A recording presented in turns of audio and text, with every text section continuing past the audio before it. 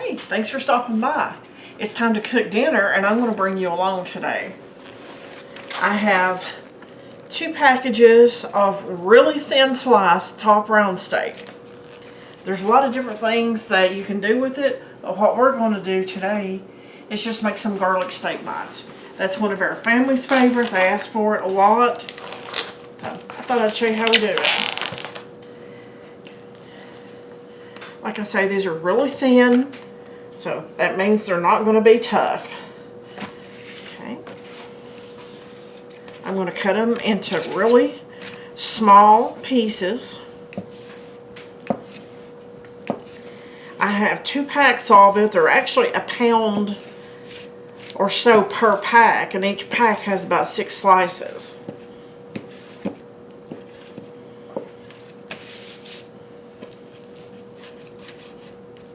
I'm cutting it up really thin so it sears fast.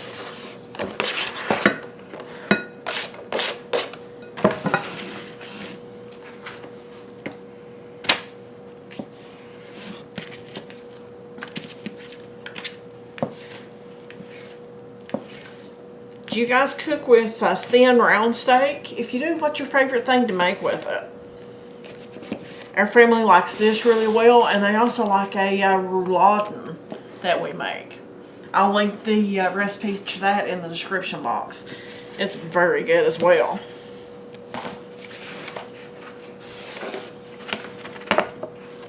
Okay, I'm going to go ahead and I'm going to cut the other pack up and put in here. And what I'm going to do to it is I'm taking some of our favorite seasoning, the Montreal steak seasoning, and I'm just going to coat it pretty good with that. If you like a heavily seasoned, cover it up good like that right there. Mix it up, cover it up again. That's what we always do because we like a strong flavor.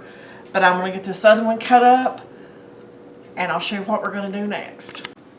Okay, I have our steak cut up, and I put the steak seasoning on it, and it's been sitting for a few minutes. You can marinate that. Well, it don't have liquid in it, so it really wouldn't be marinating. But you can let it sit in the seasoning for 10-15 minutes, or you could let it sit for half a day. It's up to you. Just how much time you have. This is just vegetable oil, guys. You could use olive oil if you want. I'm just going to put this in here. It's not hot enough to sear yet, but we're getting there. We have a sizzle. I'm going to brown this in about 3 different batches. That way we don't overfill the pan. We're just going to let it cook until it gets lightly brown. I have another bowl right here.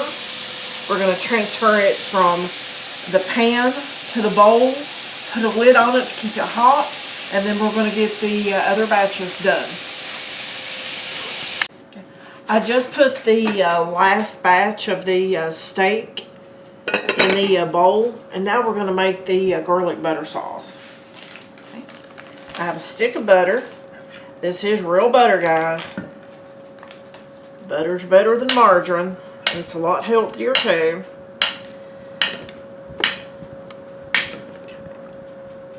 Start melting that down. You can use fresh garlic, or you can use garlic in a jar from the grocery store, which is what I opted to do today.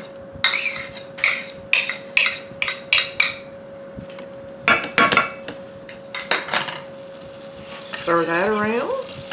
Now, folks, this is already cooked. That's one of the reasons why I choose to use this. It's faster. If you use the fresh garlic, you need to cook it for a little bit longer until it gets done. Okay.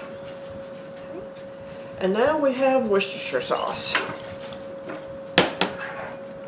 Shake it up because it always settles. We're going to drop the lid, and we're going to put a tablespoon